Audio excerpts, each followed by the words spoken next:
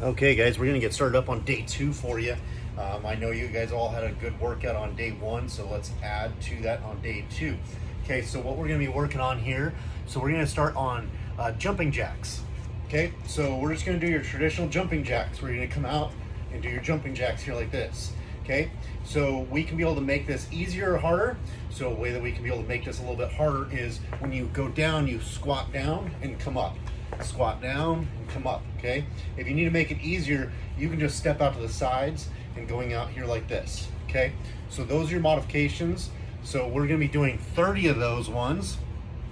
Also for this whole workout routine, we're going to be doing this, so set a time for 20 minutes and you're just going to go through all of these exercises as many times as you can in 20 seconds. Okay, so the next one, what we're going to do is you're just going to go ahead and hold, and so you can see on your timer, and you're just going to hold onto a single leg balance. Okay, so the idea is to try to bring that knee up as high up as you can and holding that balance. Okay, so a couple of ways you can make a modification to it is you can have your foot just hover above the ground so you can tap it as you need for that 30 seconds.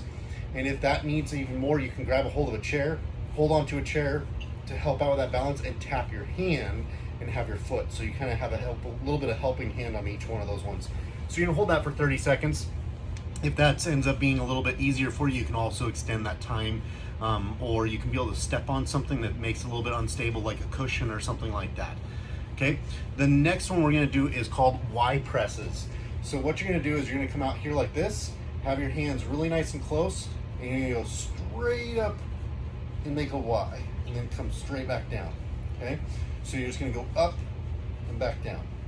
Okay, so this one, if you have any shoulder problems, just go up as far as is comfortable.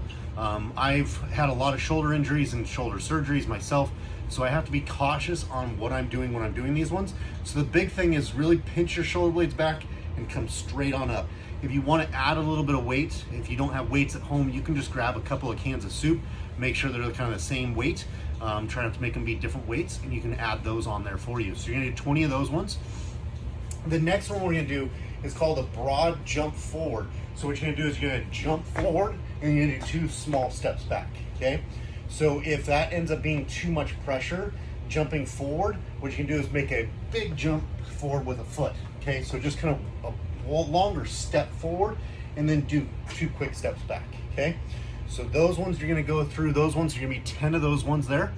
And then the last one we're gonna do is we're gonna do a knee hop to a lift of each side. Okay, so what you'll do is you're gonna go ahead and you're gonna jump and hold. Okay, so we wanna jump and come up. Okay, if this ends up being too much with the hop, what you can do is you can just go drive your foot up, sink down, drive your foot up and sink back down.